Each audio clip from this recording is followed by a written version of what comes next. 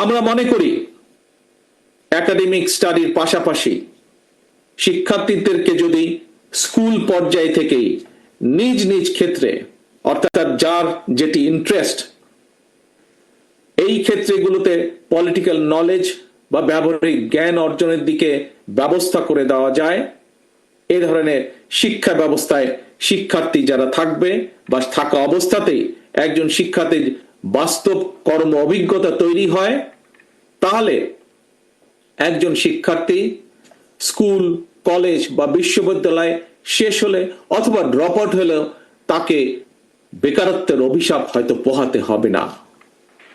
বাস্তব অভিজ্ঞতা থাকলে একজন শিক্ষার্থী ইতিহাস, ভূগোল অথবা অন্য যে কোনো সাবজেক্টে লেখাপড়া করুক না কেন, বিশ্ববিদ্যালয়ের 4 বছর শেষ করার পর চাকরির জন্য তাকে আমরা ধরে নিতে পারি সময় ক্ষেপণ করতে হবে না।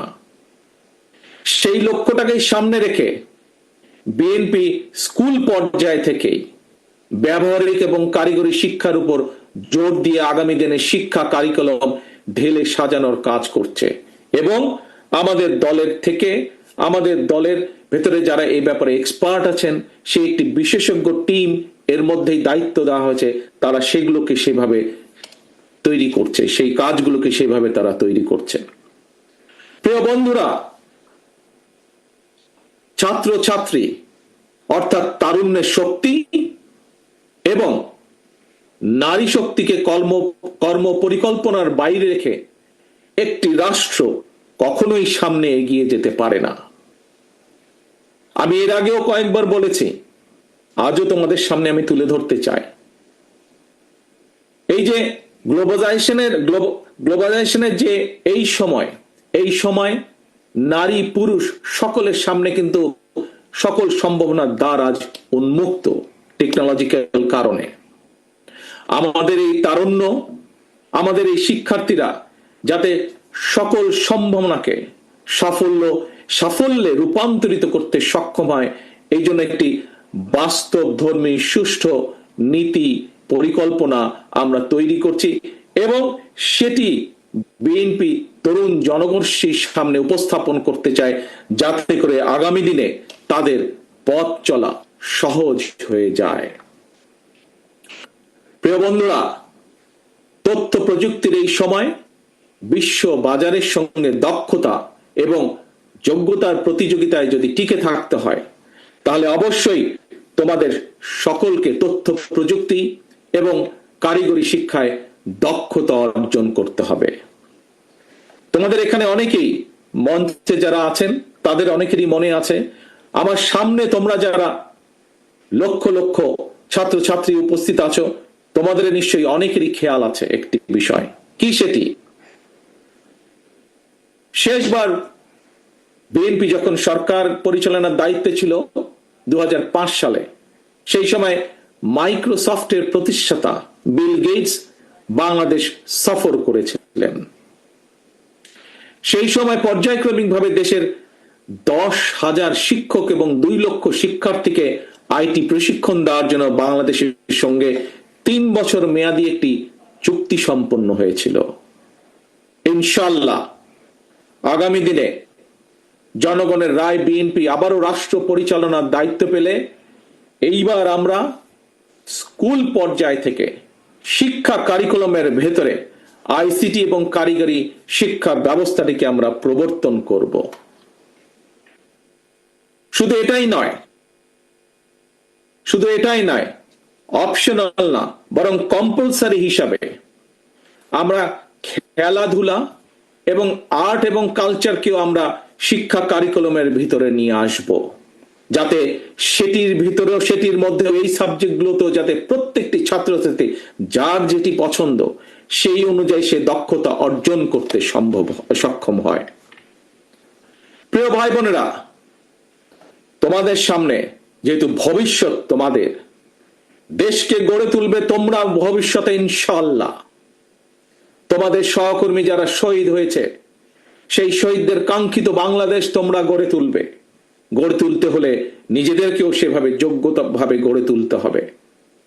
এখন আরেকটি সাবজেক্ট তোমাদের সাথে, আরেকটি পরিকল্পনা সংক্ষেপে তোমাদের সামনে তুলে ধরতে চাই। কিভাবে আমরা আমাদের ভবিষ্যৎ প্রজন্মকে যোগ্য হিসাবে গড়ে তুলতে চাই তার একটি ছোট্ট পরিকল্পনা তোমাদের সামনে আবার তুলে ধরছি আমি।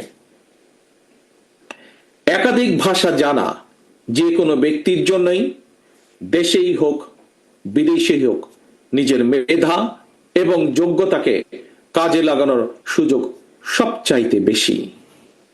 এবং এই কারণেই বিএনপি বিশেষ করে তরুণ প্রজন্মের সামনে একাধিক ভাষা শেখার সুযোগ তৈরি করে দিতে চায়।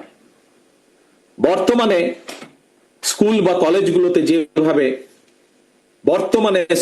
কলেজগুলোতে বাংলা স্বাভাবিকভাবে আছেই, বিভিন্ন সাবজেক্টের কারণে ইংরেজিও শেখার সুযোগ আছে। কিন্তু এই ইংরেজি ভাষার উপরে আমরা বিশেষভাবে আলাদাভাবে আমরা এমফেসাইজ দিতে চাই, জোর দিতে চাই, যাতে আমাদের ভবিষ্যৎ প্রজন্মের ছাত্র ছাত্রীরা এই ভাষাটাতে আরো দক্ষভাবে ব্যবহার করতে পারে, দক্ষভাবে শিখতে পারে। কিন্তু শুধু তাই নয়, এটার পাশাপাশি আমরা আরো কতগুলো ভাষা রাখতে চাই, যেই ভাষাগুলো জানা থাকলে আমাদের ভবিষ্যৎ প্রজন্ম, আমাদের ছাত্র ছাত্রীরা পৃথিবীর যেখানেই যাক না কেন, তারা সেই দেশে যে কোনো ভাবে কর্মসংস্থান ব্যবস্থা করতে পারবে।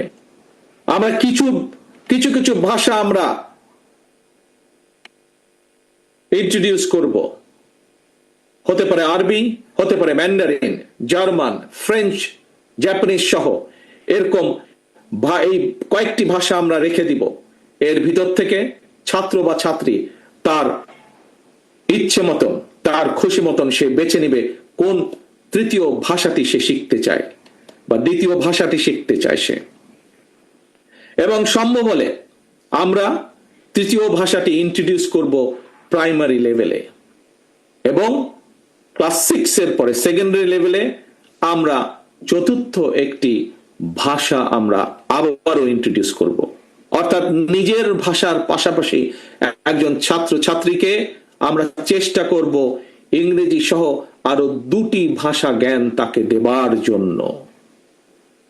এবং এই ভাষা শিক্ষাটাকে কিভাবে পৌঁছে দেওয়া যায় শিক্ষার্থীদের কাছে, কোন ক্লাসের কোন লেভেল থেকে কোন ভাষাটিকে কিভাবে শিক্ষা দেওয়া যায়, সেটির বিষয় দলের ভিতরে একটি টিম কাজ করছে, যারা এই বিষয়ে এক্সপার্টিস যাদের রয়েছে।